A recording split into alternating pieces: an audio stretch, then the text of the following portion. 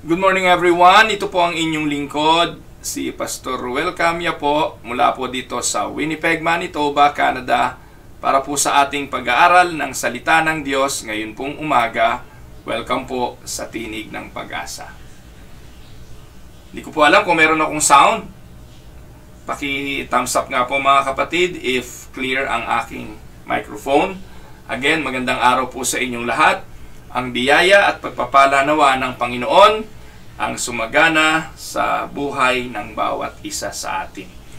At dalangin ang aking puso na sa oras na ito, Monday morning po dito sa Manitoba. At magandang araw. I hope all is well with you. Medyo may kalamigan po dito sa amin. Kahapon po ay minus 40. Imagine po yung lamig na yon. Pero salamat sa Panginoon sa patuloy na pagpapala at pag-iingat. Sa umaga pong ito, ang atin pong pag-aaral ay pinamagatan ko pong God is God and we are not. So yan po yung katotohanan ng banal na kasulatan. Ang Bible ay salita ng Diyos at ito po ang ating sinasampalatayanan sa Biblia. Maraming mga talatang nagpapatunay na ang Diyos ay Diyos at tayo'y hindi magiging Diyos. Pero alam niyo po ba mga kapatid, may mga pagkakataon sa buhay natin na napangungunahan natin ang Diyos. At minsan, aminin man natin o hindi, mas marunong pa tayo sa Diyos. So, sabi po ng Westminster Shorter Catechism, and I would like to start with that, yung question number 1 ng Westminster Shorter Catechism. Ito po yung katekismong protestante. Alam niyo po, may katekismo yung Roman Catholic.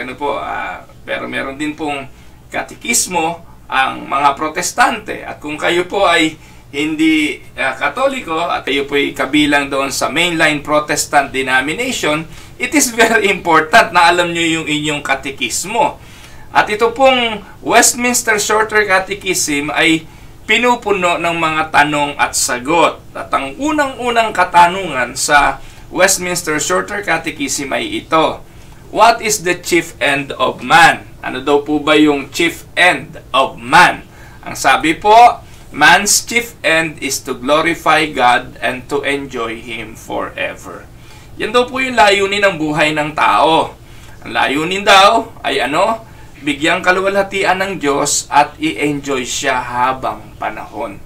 So, ito po yung ating pinaniniwalaan ng tanong, how can we enjoy God forever?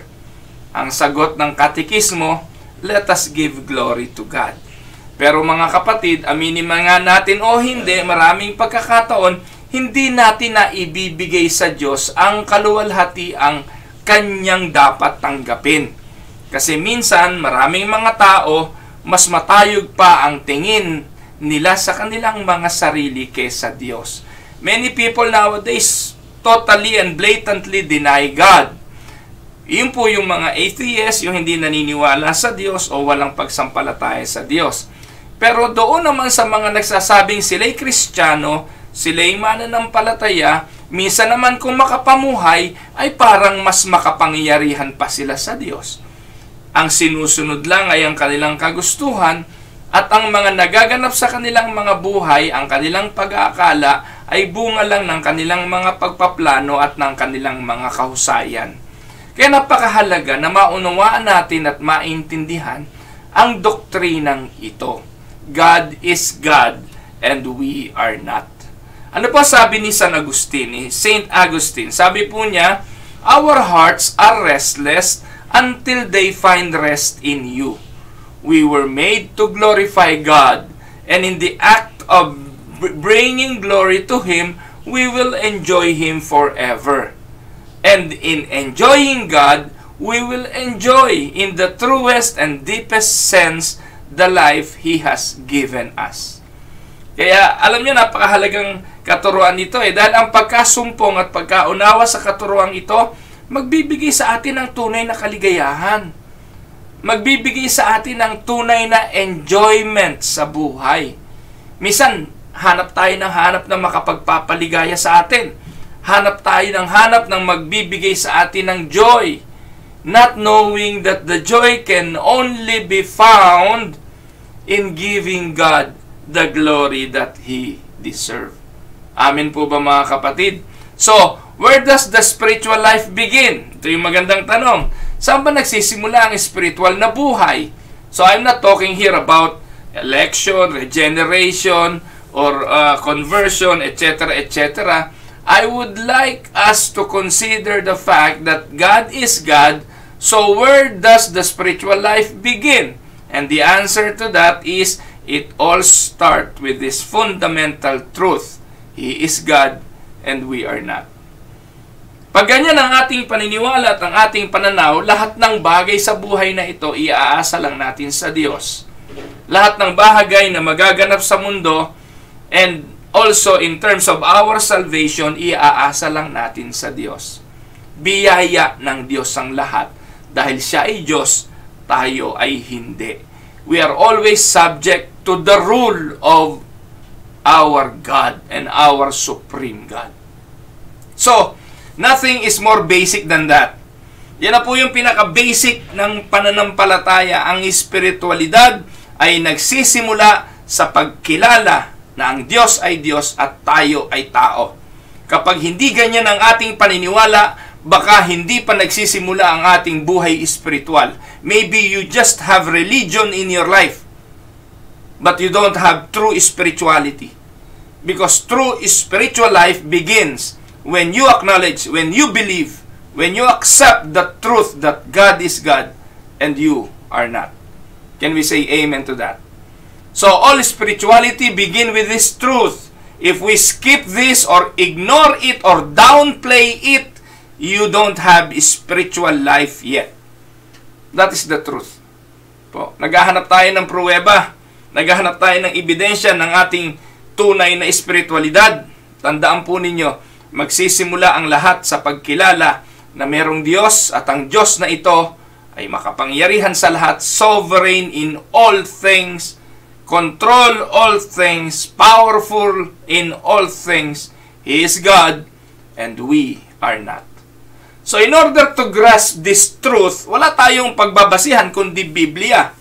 And I want to begin by surveying numbers of biblical passages na nagpapatunay ng katotohanan ito, na ang Diyos ay Diyos at tayo ay hindi Diyos. Una, let us go to the verses. 1, Job 23:13. Ano ang sabi ni Job?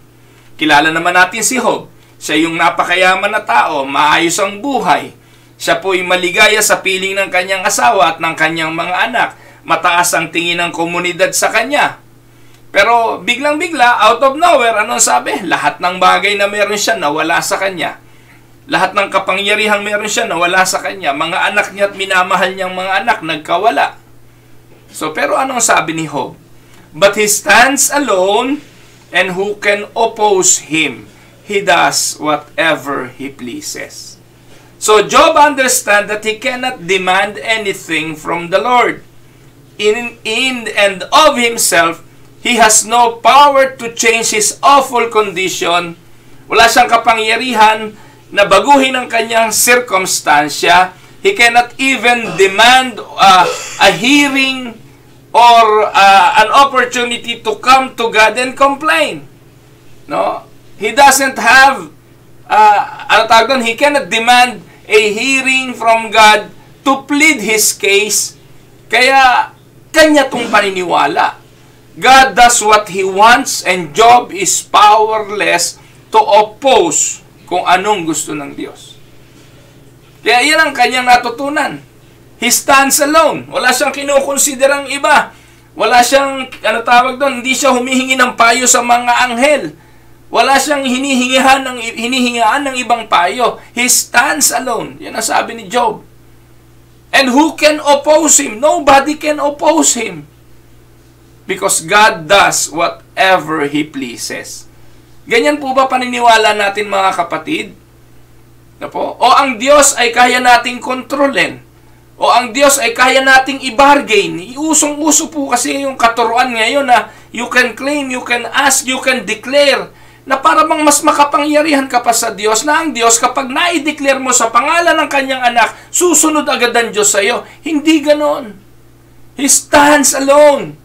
Kahit magngangawa ka dyan, Kahit magtatambling-tambling ka dyan, magsasalita ka ng mga wikang hindi mawatasan at kung ano-ano pang gawin mong akala mong espiritual, wala po yun. Hindi ka Diyos.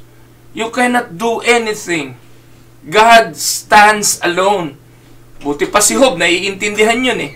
Ano po? Kulang, hindi masyadong kumpleto ang Biblia ni Job para maunawaan ng lubusan kung sino ang Diyos. Pero tayo, kumpleto na. From Genesis to Exodus to Leviticus hanggang sa dumating yung pagkakataon, ipinakilala ng Diyos ang kanyang sarili kay Moses hanggang sa panahon na ng Revelations. Kinumpleto lahat ang mga talata ng Biblia. And yet, maraming mga tao ngayon hindi maideklara ang deklarasyon ni Job nang sinabi niyang, God stands alone. Nobody can oppose Him. He does whatever He pleases. No? Kaya every time mga kapatid, na dadating ka doon sa pagkakataon na parang marunong ka pa sa Diyos, sa pagkakataon na kaya mo siyang diktahan at utusan ko anong dapat niyang gawin. Ngayon po nakakapangilabot eh. In Jesus' name, I command the clouds, the thunder, or the storms to move away. Sino tayo para gawin? Diyos ko naman, talaga naman. So lahat ay magaganap dahil sa Diyos. Wala tayong kapangyarihang gawin yon. Amen? So si Job pa rin, sa 42 verse 2 ng Job, ano sabi niya? I know that you can do all things. No plan of yours can be thwarted. Ayan, sabi ni Job.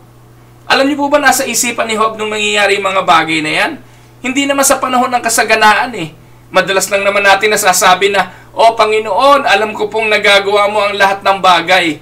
Lalo na kung nasa masayang kalagayan tayo ng buhay. Pero pag nasa kahirapan, nasa pagdurusa, nasa suliranin, nasasabi ba natin na, I know that you can do all things, Lord. And even this predicament that I have right now, I know this is part of your doing. Nagagawa ba natin yon?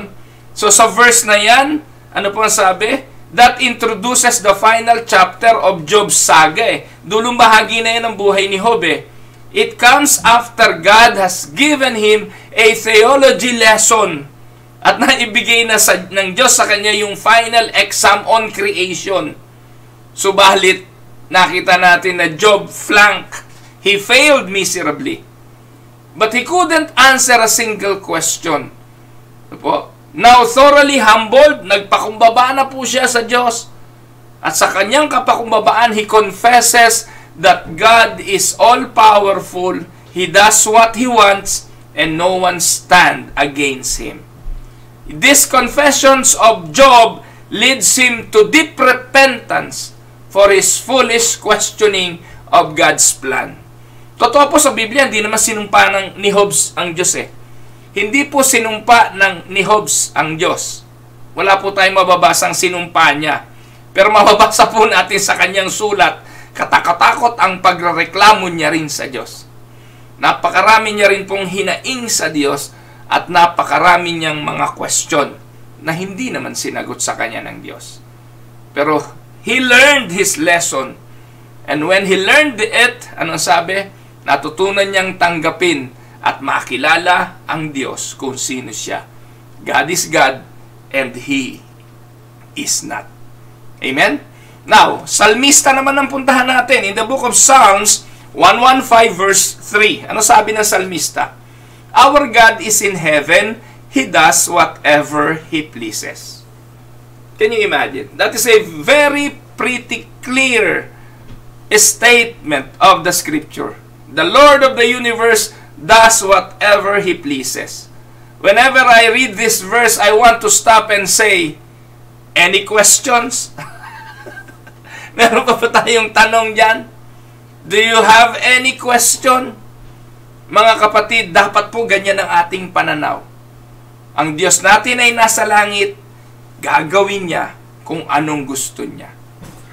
Kaya, kung anong gusto ng Diyos, kailangan natin siyang tanggapin o kailangan nating tanggapin ng may pananampalataya sa pagtitiwala na hindi siya nagkakamali. Amen? Tuloy pa ho natin, Psalms 135 verse 6. Ano po ang sabi ng salmista? The Lord does whatever pleases Him in the heavens and on the earth, in the seas and all their depths. Mga kapatid, napakaraming mga talata. I can only give some for today. Pero if you are a reader of the words, if you are a reader of the scripture, at hindi mo naintindihan ang katotohanan ito, ewan ko na lang kung anong klaseng mananampalataya tayo.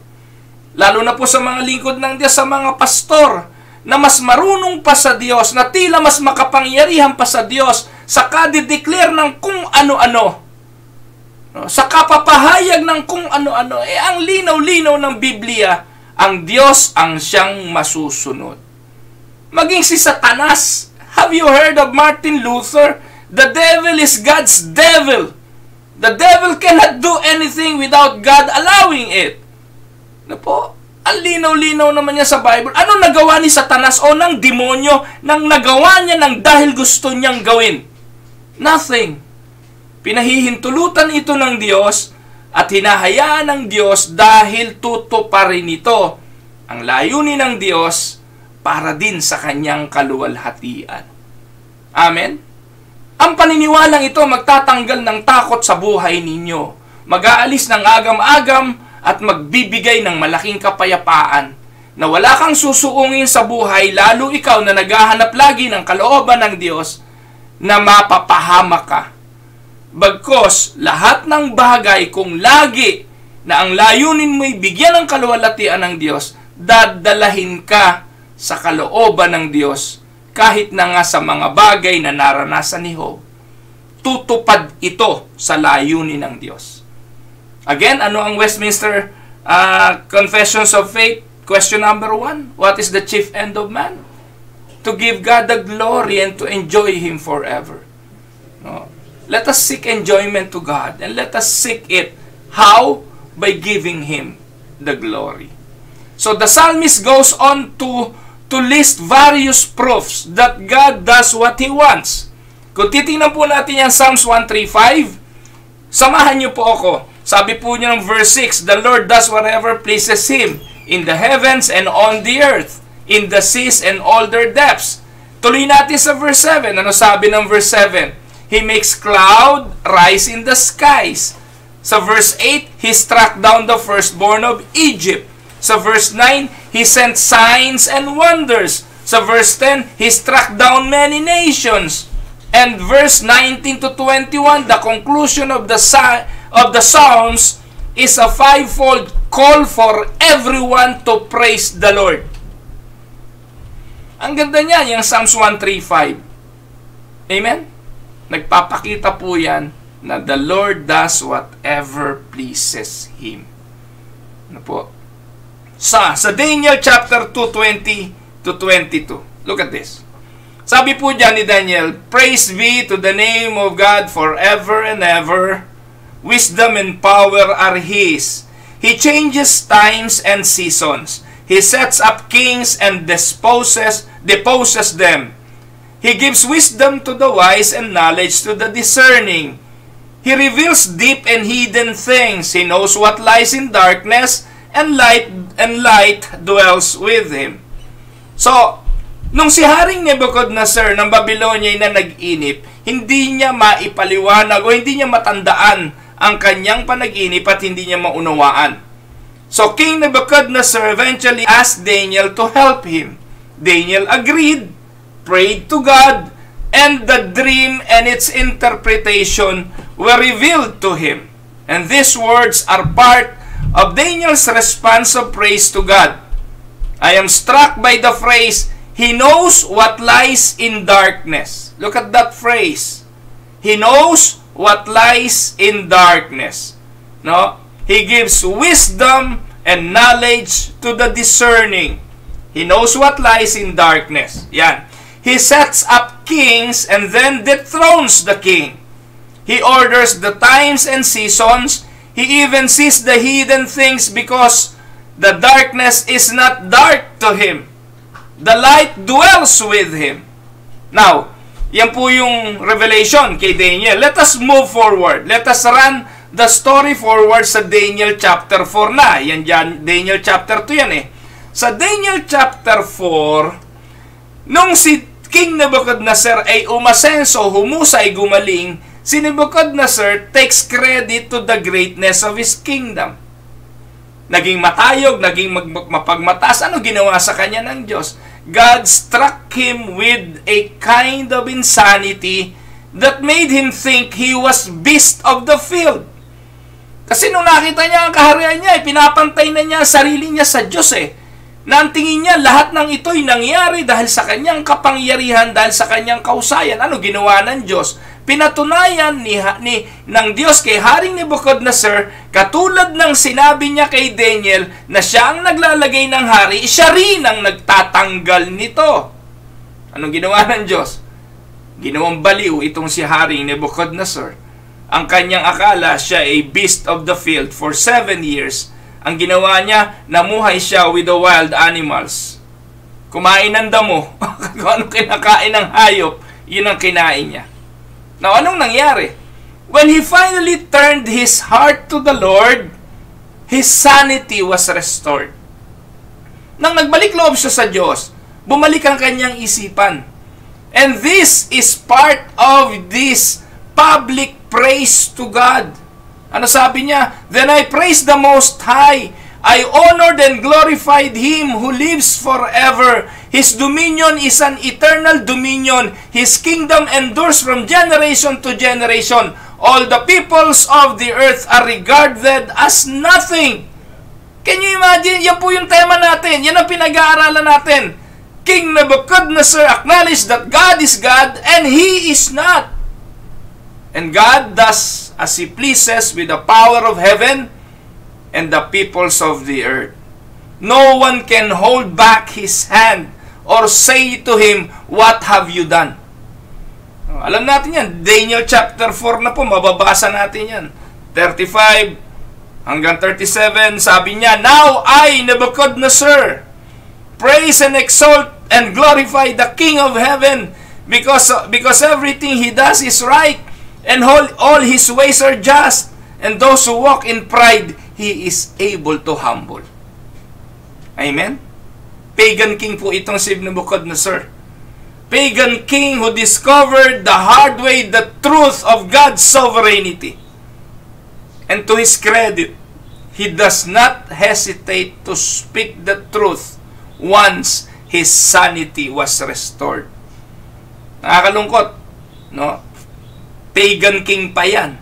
Pero yung mga Kristiyano, mga mananampalataya, umaarte, namumuhay na parang mas magaling pa sila sa Diyos.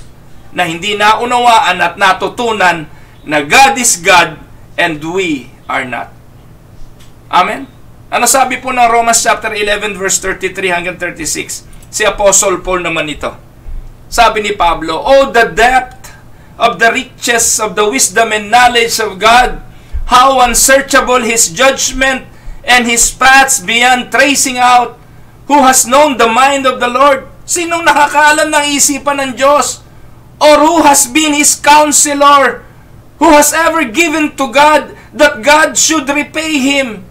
May utang ba tayo? May utang ba ang Diyos sa atin? May pagkakautang ba siya para siya'y maging hostage sa mga kapritsyo at sa mga kagustuhan natin? Kayo mga nagtuturo na kaya mong diktahan ng Diyos sa pamamagitan ng panalangin ay mga numero unong mga bulaang tagapagturo.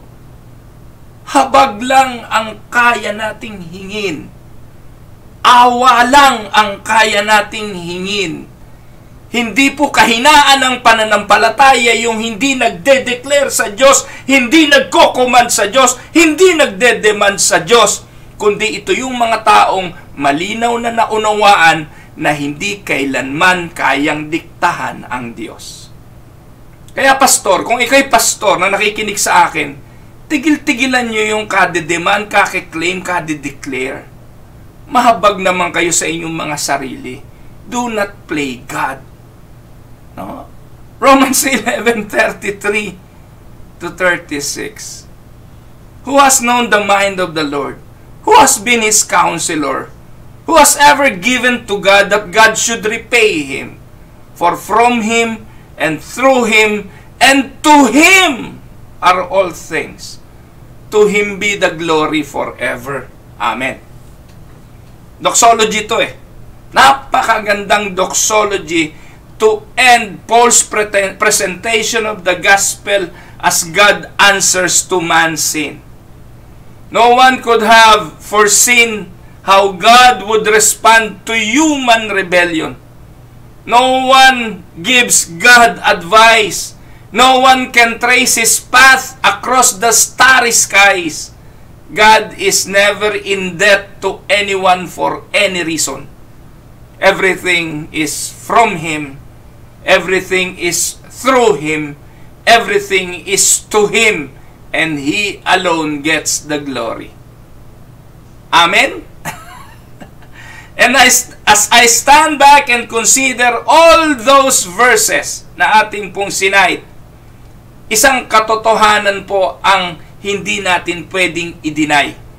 Every time the Bible writer speaks of God's sovereignty, it always leads them to praise. Gaya ni Paul, every time na binabanggit ng mga writer yung sovereignty ng Diyos, doxology ang kasunod. Bigyan ko po kayo ng ilang example. Nang binanggit po na He does what He pleases, ang sagot ng tao, praise the Lord. No one can oppose Him, shout for joy to the Lord. Everything He does is right, hallelujah ang sagot. How unsearchable is His wisdom, to God be the glory forever. His plan is working out perfectly, praise be to God. Our God reigns, let the people rejoice and be glad. Those were the response. Amen? So, mga kapatid, if this truth does not fill our hearts with praise, then we either don't understand what the Bible says or we simply refuse to believe it. Or naggagawa ka ng sarili mong doktrina para ikaw ang paniwalaan, ikaw ang maitaas at ikaw ang maitanghal. Mga kapatid, ang glory ay sa Diyos lamang. Amen? But the truth remains whether we believe it or not, He is in charge of all things. Walang mababago doon. Maniwala ka man o hindi, kahit maging, tandaan po ninyo, kahit maging atheist ang lahat ng tao, walang nabawas sa Diyos. Kahit walang nanampalataya sa Diyos, walang nabago sa Diyos. God will always be God. Even when it looks like He's not ruling, He is ruling. When chaos appears, He is in charge of the chaos. And when things start falling apart, He is in charge of the falling apart of those things. Di natin kailangan paliwanagan. Hindi kailangan magpaliwanag ng Diyos. Siya ang Diyos, hindi siya nagkakamali. Kung meron kang hindi naiintindihan, well, that is life. May mga bagay sa buhay na talagang hindi natin maiintindihan. Pati nga ang kamatayan, di natin mauunawaan. We are just looking on a tainted mirror. No? Anino lang ang nakikita natin. Sa mga magaganap, anino lang. Pero para sa akin, sapat na yung anino. Hindi ko kailangang maunawaan ng lahat. Kaya nga tayo nabubuhay saan? Sa pananampalataya. And theologian call this doctrine the sovereignty of God. And the sovereignty of God, you find it in every page of the Bible. Yung pong mga hindi naniniwalang God is sovereign, lahat po ng bagay, meron silang partisipasyon. Ganon ang magiging pananaw ng tao. Si Eli Soriano, hindi siya naniniwalang God is sovereign. Kaya nga may mga doktrina siya na sablay, pati ang kaligtasan, ayon sa partisipasyon ng tao, ayon sa kilos ng tao, sa gawa ng tao. Nawawala ang kaligtasan, yan ang teaching kasi ang salvation may partisipasyon ng tao. Pero tayo ang paniniwala natin, Diyos lahat ang kumikilos sa buhay natin maging sa pagliligtas. At kung siya ang magliligtas, sino makaaagaw sa kanyang iniligtas? Napaka-basic pong katotohanan ito. Iniligtas ka na ng Diyos, naagaw ka pa ng kung sino man demonyo? O naagaw ka pa ng sarili mo na nagwala ka at umayaw ka sa kaligtasan? Ano ba naman mga turo yan? Nakuha niyo po mga kapatid, if God is sovereign in all, at naniwala tayo, pati sa kaligtasan, siya ang sovereign, who can snatch us away from the hands of that sovereign God? Nobody. Po? So, the word sovereign means king, ruler, boss, God's sovereignty means that He is calling the shots of the universe. He is the one in charge of the universe, of all things. Psalms 24 verse 1. Gusto pa ba natin ang talata? The earth is the Lord and everything in it, the world and all who live in it. And that is what I mean by the statement, He is God and we are not. He is the Creator, we are His creatures. This is truly the most fundamental, basic, take note, basic of spirituality.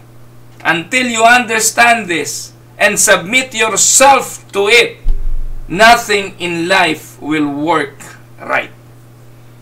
Kaya, paulit-ulit po ako dito eh. How many lessons on God's sovereignty na narinig niya? Pero walang magsisimula sa buhay pananampalataya ng isang tao kapag hindi niya naunawaan ang bagay na ito. Lahat ng bagay magsisimula sa paniniwala na siya ay Diyos at mananatiling Diyos, tayo kailanman ay hindi. So, every mistake you've made has come from forgetting who's God and who's not. Amen? I believe the first sin in the universe happened nang si Lucifer ay nagrebelde sa Diyos. Kasi nalimutan ni Lucifer kung sino ang Diyos at kung sino ang hindi Diyos. Binanggit po yan, may paglalarawan sa Isaiah chapter 14 nang nangyari kay Lucifer. Isaiah 14:13-14. Poetic language po ito na nagdi-describe the very first act of rebellion against God. Ano po sabi doon sa Isaiah 14:13? I will ascend to heaven. I will raise my throne above the stars of God. I will sit enthroned on the mount of assembly, on the outmost height of the sacred mountain. I will ascend above the tops of the cloud. I will make myself like the Most High. Can you imagine that? Can you note the 5 I wills of Lucifer? Puro I will, I will. When any created being attempts to become like the Most High, the only possible result can be severe judgment from God. And take note mga kapatid, when you decide to play God and run our life, our little portion of universe, we will not escape the judgment of God.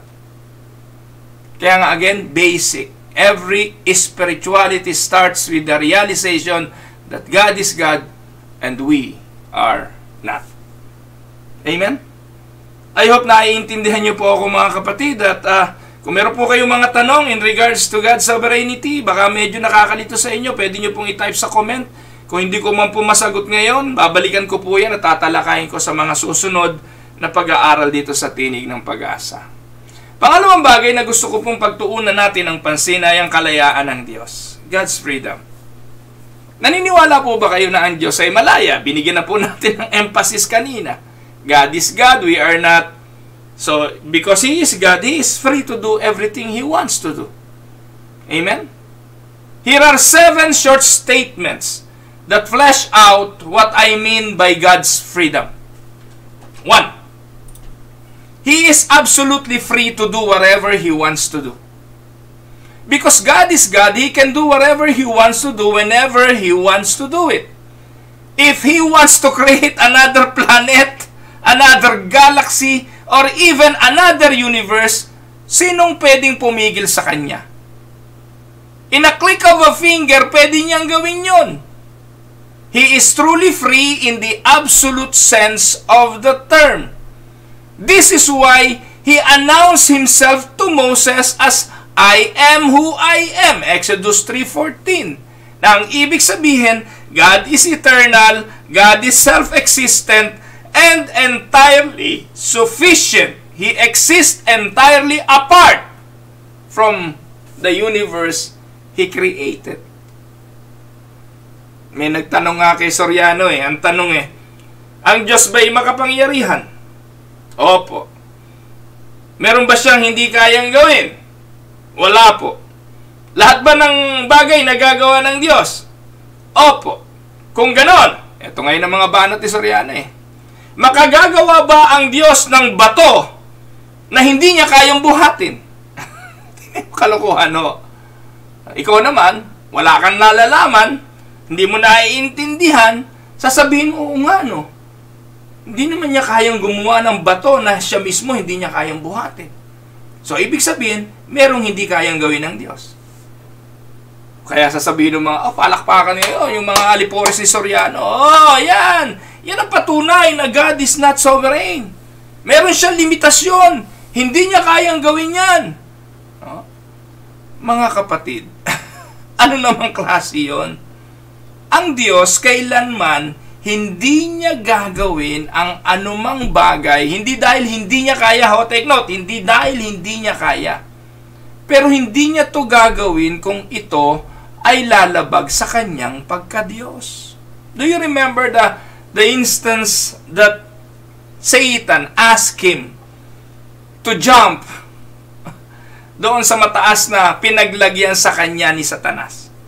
So, tumalon ka. Liligtas ka naman ng anghel Ililigtas ba siya? Hindi. No, be honest. Ililigtas ba siya o hindi? Di ba? Ililigtas naman siya. Totoo, nasusulat Yun ang sabi. Si Satanas nga, alam yun nasusulat. Kung ikaw talaga anak ng Diyos, talong ka dyan at ililigtas ka naman ng mga anghel. Hindi hahayaan na yung paa ay madapa. Di ba? So, Satan knew the scripture. And if Jesus will just fall on the trap of Satan, pwede niyang gawin yung tumalon siya, ililigtas naman siya talaga, pero hindi niya ginawa. Dahil ba hindi niya magagawa? No, kasi lalabag yon sa kanyang pagka-Diyos.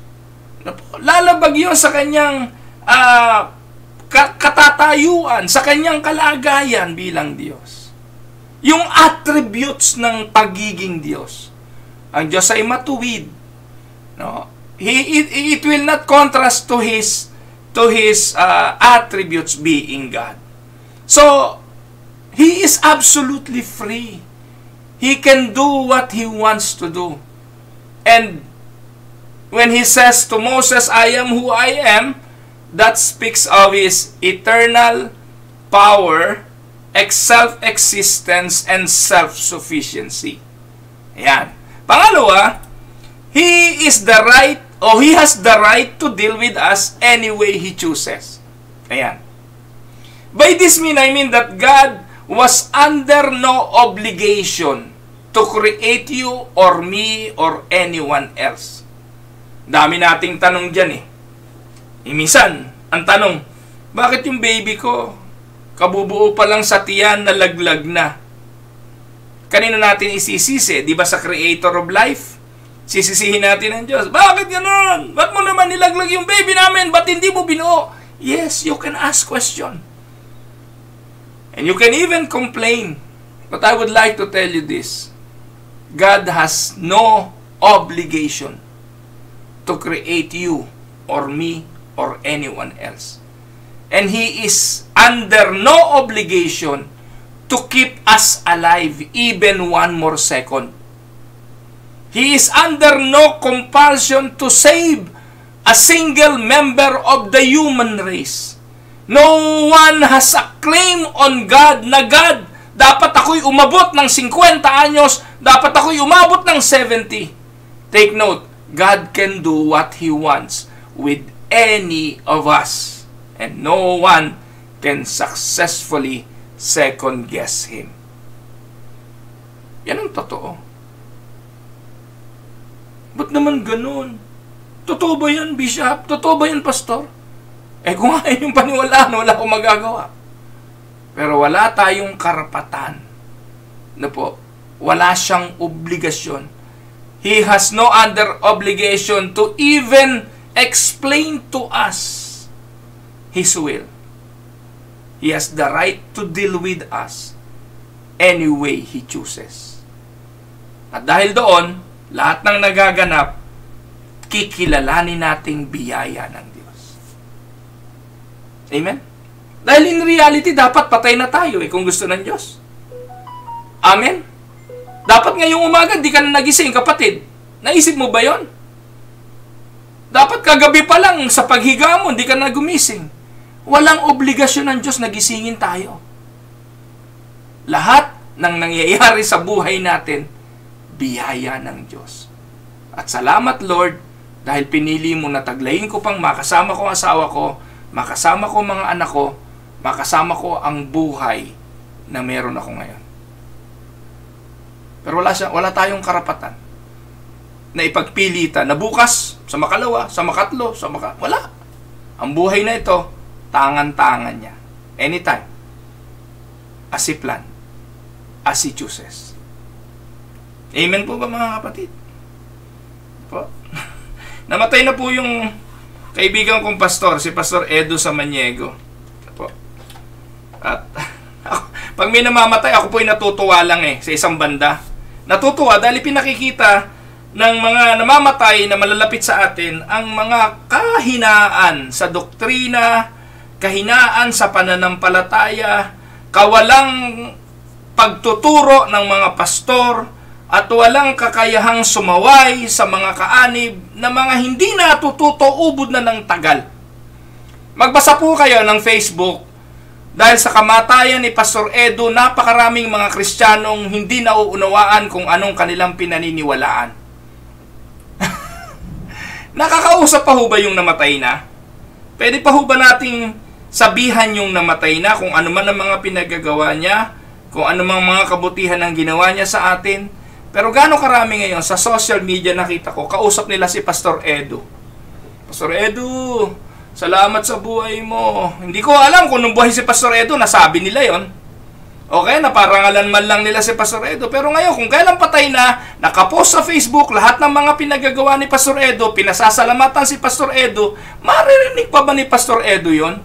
So, ipinakikita lang na mga posting na ito, ang mga kamangmangan ng mga kaanib ng simbahan sa doktrina na kapag ang tao'y namatay, hindi na to nakakausap. Hello? Yung iba, mga pastor pa parang hindi na nga nagseminaryo Meron bang pagkakataong pang makausap yung patay? Ano ba silbi nung kausapin at sabihan doon sa patay na thank you tatay, thank you kuya, thank you ate? Di ba kawalan ng kamuwangan sa doktrina tawag doon?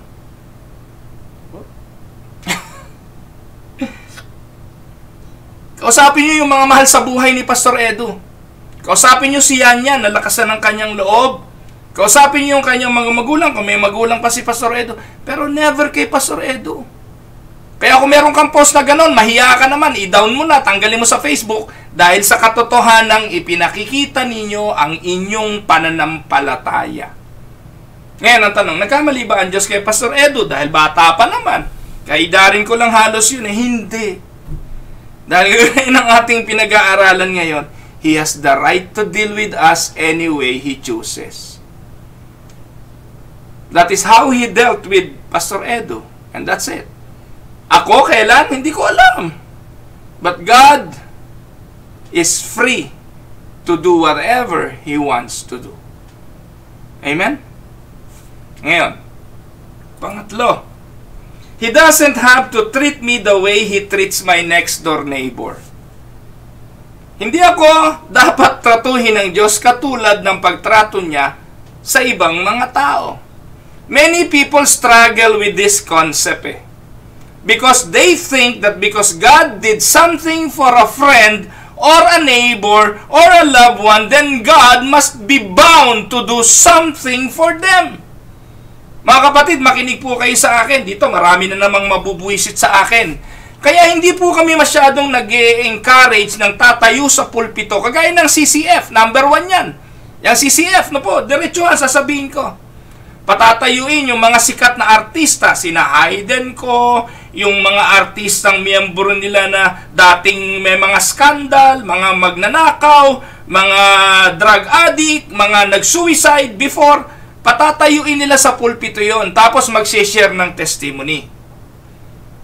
Ngayon, di may iyakan yon. Ang ganda nga naman pakinggan, kasi dating addict, hindi na ngayon addict.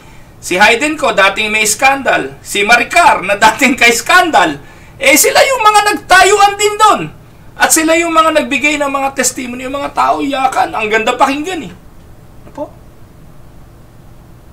Pero anong problema dito? Yung mga taong nakakarinig ng mga testimony na ito,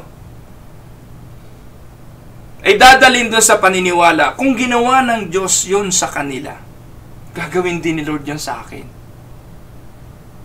But, it doesn't work that way. Take note, God can deliver your neighbor from cancer and you may die of cancer. Hindi palibasa nakarinig ka ng nagtagumpay sa cancer dahil sa Diyos, ay aasahan mo na magtatagumpay ka rin sa cancer dahil sa Diyos. It doesn't work that way. Ang dami ko na pong mga kapatid sa pananampalataya, idinalangin namin sa Panginoon, inilapit namin sa Diyos, namatay din. Kasi ang katotohanan, He doesn't have to treat us the same way He treat other people. May kanya-kanyang plano ang Diyos sa buhay natin. And we cannot make the testimony of a person as a dogma, as a doctrine. Pinauuso yan ngayon ng mga Pentecostal eh. Linggo-linggo may testimony. Palakpakan. Hindi ko po sinasabing hindi totoo yung testimony, Don't get me wrong. At hindi ko po sinasabing mali rin yung mag-testimony. Pero pinakikita ko lang yung implikasyon ng mga bagay na ito. Ang Sunday dapat binibigay sa pagtuturo ng doktrina, sa pagtuturo ng salita ng Diyos, at hindi karanasan ng mga tao. Because it will produce envy. And envying your neighbor because he has something you do not have is a waste of time, because God treats us individuals, not as a group. And the truth is, He might do for you exactly what He's done for someone else, or He might do or more, or He might do less, or He might do something entirely different. He is God. He can deal with us the way He wants. He is God, we are not. Amen? Hindi ko po alam kung natatanggap nyo pa itong mga bagay na ito. Wala po akong magagawa. Pero yan ang katotohanan. Kung napaniwala kayo doon sa mga turo na kaya niyong pangunahan ng Diyos, kaya niyong pilipitin ang kamay ng Diyos, kaya niyong pasunurin ng Diyos, bahala ho kayo sa buhay ninyo. Pero ito sasabihin ko sa inyo, He doesn't have to treat me the way He treat other people. He has the right to deal with us in any way He chooses. He is God. He is absolutely free to do whatever He wants to do. At number 4, He doesn't have to treat me today the way He treated me yesterday. Yun ang totoo. Kung nakaraan, nakaligtas ka sa ganon, maaaring ngayon hindi. Kung nakaraan, gumaling ka, maaaring ngayon hindi. Kung noon, binigyan ka ng ganon, maaaring ngayon hindi. This principle needs to be stated carefully, my dear brothers and sisters. Since God's character never changes, we know that God is the same yesterday, today, and forever. He is always gracious. He is always loving. He is always holy. And He is always just. The ways of God is perfect. However, listen to this. That doesn't mean that what happened to me yesterday is a pattern or guarantee for what will happen tomorrow. Hindi nagbabago karakter ng Diyos. Totoo yun. And His love for me will never change. How that grace and faithfulness and love is expressed varies widely from moment to moment. Ang pag-ibig na yun ng Diyos, yung kanyang hindi nagbabagong katapatan, ay ipinapahayag ng Diyos sa iba't ibang kaparaanan. Kung pinagpala ako ng Diyos ng material na bagay kahapon, at nakita ng Diyos na ang pagpapalang yon ay magpapahamak sa akin dahil nagbibigay na yon ng kayabangan sa akin, yung pag-ibig ng Diyos at ang kanyang mercy, paiiralin niya sa pagbibigay naman niya ng hustisya. Anong pwedeng gawin ng Diyos? Pwede niya akong parusahan. Pwede niya akong paluin katulad ng sinasabi sa Hebrews chapter 12. Dahil anak ako ng Diyos, hahagupitin ako ng Diyos Paparanasin ako ng Diyos ng parusa dahil pinaparusahan ng Ama ang kanyang anak. Kung yung ama nga natin sa laman, pag pinaparusahan tayo, ginagalang pa natin sila dahil ang layunin naman nun matuwid, higit ang Ama sa langit. The way He deal with me yesterday will be different dealing today. But that's what God is. That is who He is. One day, I may need a remarkable answer to prayer. The next day, I may be in the valley of suffering, waiting on the Lord to deliver me. He's always the same. He is the same God yesterday, today, and forever. But He does not display Himself in my life the same way all the time. Amen? Minsan ramdam natin ang ating Diyos, katulad ng binabanggit sa Biblia, ay inahing manok na inaakay ang kanyang mga inakay. Pero meron ding pagkakataong ang Diyos na ito ay may dalang pamalo, katulad ng binabanggit sa Hebrews chapter 12. Iba-iba ang dealing ng Diyos sa buhay natin. Amen? He doesn't have to treat me today the way He treated me yesterday. And, eto importante, sa panalangin, He can answer my prayers any way He chooses. Kaya ito sasabihin ko sa inyo, tigilan niyo yung pagtuturo ng mga pattern for prayer na para bang pag nasunod mo yung pattern ay guaranteed of an answered prayer. There's nothing of that. There is nothing of that. Pastor Ruel, nagturo naman si Jesus ng the Lord's Prayer. Yes! At sinabi ni Jesus na pray this in this manner you shall pray. Yes. Pero ito ba sasabihin ko sa inyo? Lahat ba ng nakagawa ng pattern ng prayer na yon? O kapag nagawa mo ba yung pattern ng prayer na yon, ay guaranteed na kung anong gusto mo masusunod? No. God will answer our prayers any way He chooses. Everyone who has prayed very much understand this truth. Do you remember the time when the apostles went fishing? One night they went fishing, caught nothing. Sumuko na sila. Then dumating si Jesus at ang sabi, ihulog niyo ang lambat. Lord, fisherman kami. Batikan, professional fishermen. Magdamag na kaming nanghuhuli, wala kaming mahuli. But God said, try it one more. Ano nangyari? Ang daming huli. Puno ang lambat. Pati yung mga katabi nila. Ganon din sa buhay natin, mga kapatid. Alam niyo po, mga kapatid, mahilig din ako mag-fishing eh. Meron po akong isang karanasan sa fishing na hindi ko malimutan. Na tuwan-tuwa lang ako sa Panginoon every time na naalala ko. Ewan ko kung nakikinig sa akin si kapatid na Reynaldo Sosa, si Ray Sosa sa Cavite City. Mahilig po niyang mag-fishing at siya po yung nagturo sa akin talaga na mag-fishing eh. Sa Cavite pa lang po kami. Pumunta po kami isang araw sa, hindi ko matanda ako, sa Sangli Point o sa PN. Madalang po nakakapasok dun eh. Nakakapasok lang po kami ron kapag napapayagan kami ni Commodore Flora, si Commodore Alex Flora. Salamat Kuya Alex, no. Napakaraming utang na loob ko diyan sa taong yun eh, no po. Sang araw dinala kami ni Kuya Alex doon sa Sangli. So hagis po kami. Ako po nakahuli na ng ilang lapu-lapu, siguro 2-3. Ang pain namin hipon, mas mahal pa yung pain namin kaysa doon sa nahuhuli namin, ano po. Pero to make the long story short, hindi ko lang makalimutan, no po. Noong kami pa uwi na, sabi ni Ray, tara na, samsam na, uwi na tayo. Sabi ko, teka, may pain pa ako isa eh. Huli na lang. Huli. Ngayon, ang sabi ko, eto po, punong-punong ng kayabangan na pinagyayabang ko to lagi eh. Sabi ko, yung paghagis ko ng aking fishing rod, sabi ko, Lord, pengi naman ng isang lapu-lapu, yung pula. Kasi huli namin, mga brown na lapu-lapu eh.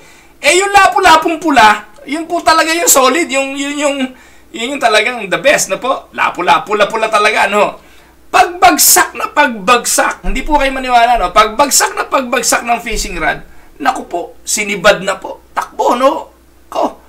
Sabi ni Ray, Pastor, mukhang malaki. Naku, pag-ahon ko nga po, siguro, kulang-kulang 1 kilo. Yung lapu-lapu. Jackpot, ano po? Sabi, wala namang ganyan. Sabi ni Ray, wala namang ganyan. Palakasan naman yan eh. Kasi rinig na niya na sinabi ko na, Lord, pahingin naman ng isang lapu-lapu yung pula. Pagbagsak, ibinigay po sa akin. Now, will that mean every time nahihingi ako sa Diyos, may lapu-lapu? Mga kapatid, nakarating na po ako dito sa Canada. Napakahilig ko po mag-fishing. Alam niyo po ba na natutokso rin ako minsan? I'll be honest with you. Natutokso rin ako. Lord, pahingin naman ng isang pickerel, hagis. Hatak, wala. Zero. Minsan, Lord, pahingin naman ng isang pickerel. Nakahuli si OG, ako wala eh. Minsan, pag yung marami kayong magkakasama, nagkakayabangan na po ng huli na po. Pahingin rin naman ako. Naku, minsan, tontuwa ka, kinagat. Akala mo, pickerel na. Yung price catch po kasi yung pickerel eh. Pag ahon, hito. No, yung hito. Hindi ho namin nakakain yun dito eh. Catfish. So, ano pong pinupoint ko rito? May minsang pagkakataon, ibibigay sa'yo ang gusto mo. May pagkakataong hindi. You may be in prison one night. Then an angel may come to set you free. Or God may send an earthquake to deliver you from prison, like what happened to Paul and Silas. Or he may die in prison, as many Christians have over the years. A loved one with a dreaded disease may be spared by God, like what happened to my wife. 5 years na po ang aking may bahay na pinagaling ng cancer, and she is now cancer-free. Pero one day, may mga mahal tayo sa buhay na hindi nakakaligtas. Like what happened to Pastor Edu. Last week lang, nakita ko, 30 years in the ministry, binigyan siya ng parangal. Then after a week, nakita po natin yung nangyari sa kanya. By the way, para po sa hindi nakakakilala dun kay Edu, Pastor Edu Samaniego, kamanggagawa po namin yung dati dun sa ibang simbahan na aming kinaaniban before. But he was a good man. Nung nagkahiwa-hiwalay po kami sa gawain ng Panginoon, wala po ako narinig sa taong yan, anything against me. Hindi ko na po isusulat sa Facebook yun. Thank you, Pastor Edu. No. Our God is infinitely creative in the way He deals with us as He brings us to spiritual maturity. Tandaan po ninyo mga kapatid, there are bright days and dark nights, and both are from the Lord. There are sunny days and there are cold winter days, but both of them are from the Lord. Amen? Pampito o pang letter F. He will not tolerate any rivals to His throne. Huwag niyong ipagkakamali na pwedeng ipantay ang Diyos sa kanino mang Diyos-Diyosan. This is one of the clearest themes of the Bible. There is only one God, and He is God. And He demands our exclusive worship. After reminding the Jews that He had delivered them from the Egyptians, God made the commandment. And the first one is, you shall have no other gods before me. Exodus 20 verse 3. And that is clear. No other gods, period. God is number one, and there is no number two.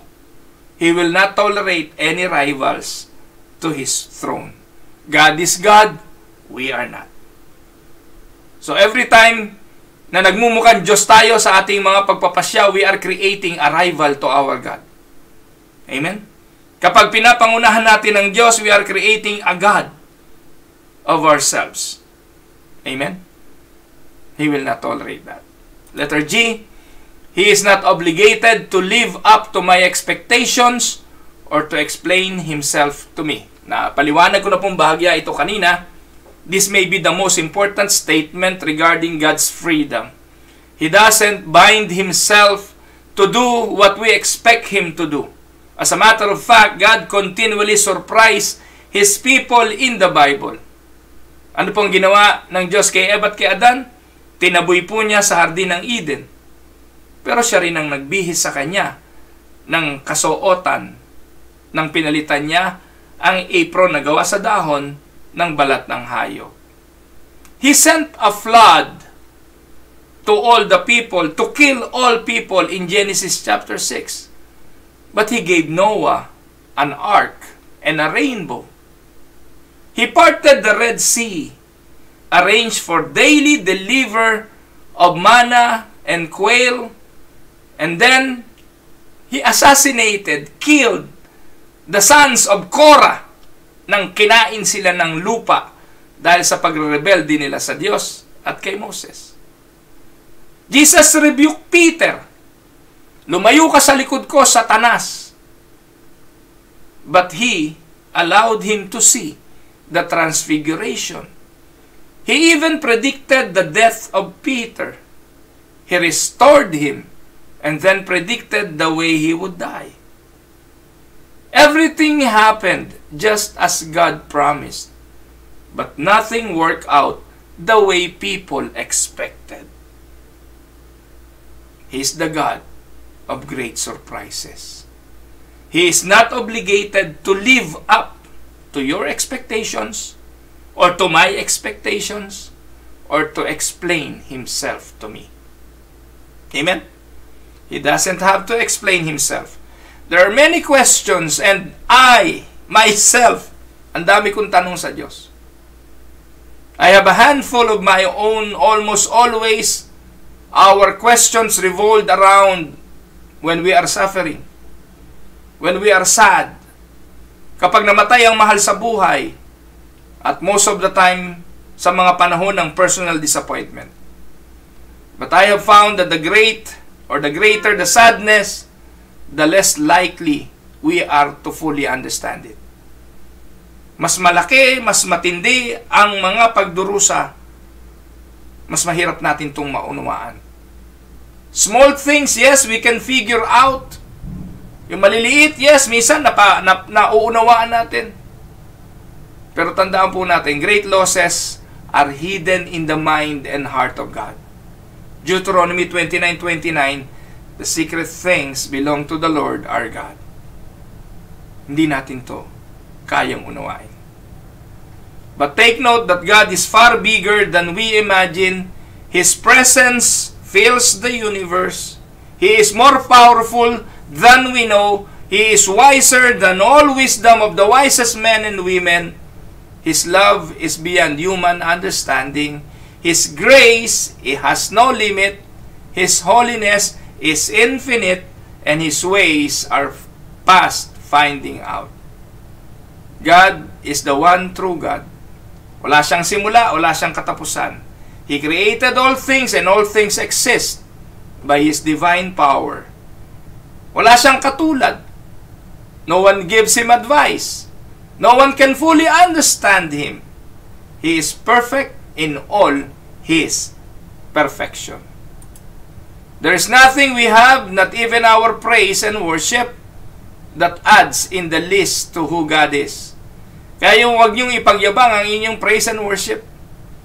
Pwedeng wala yan sa Diyos. Hindi makakadagdag yan sa Kanyang pagka-Diyos.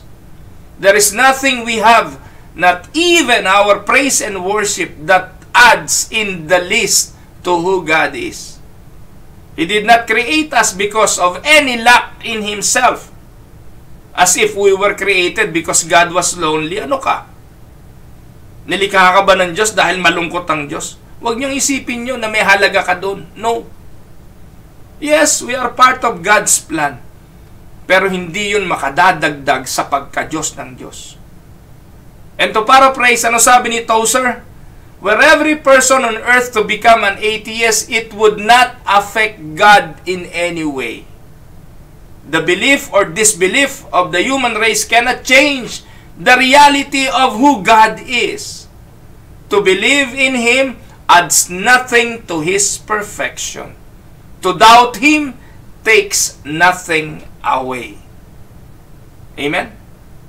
Kaya, ang ganda po ng paglalarawan sa Diyos, no po, ni Sakaraya, ni Rabbi Sakaraya. Sabi po ni Rabbi Sakarayas, He rules all things everywhere at all times. Nothing escapes His notice. Nothing is beyond His control. He is beyond time and space, yet He controls them. Sabi po niya, time is the brush with which God paints His story on the canvas of human history. Eternity is the perspective from which we view the painting. God is our God. Now, mga kapatid, tatapusin ko na po ito. Mahigit 1 oras na naman tayo. Anong dapat nating maging pagtugon? How do we respond to the sovereignty and to the reality that God is God and we are not? Our response, properly understood, it ought to lead us to calm confidence in God even in the midst of unshakable tragedy. Sa paniniwalang God is God and we are not, pumayapa ka. Mamuhay ka sa katotohanan na ang Diyos ang may control. And it should make us bold in our witness and strong in our prayers. Amen? And if we believe this, we will find the strength to persevere over the long haul, knowing that even our foolish mistakes cannot cancel God's plan for us. Amen? Mga minamahal mga kapatid, ito po ang inyong lingkod, si Pastor Ruel Camia po, mula po dito sa Winnipeg, Manitoba, Canada, para po sa Tinig ng Pag-asa. God bless everyone.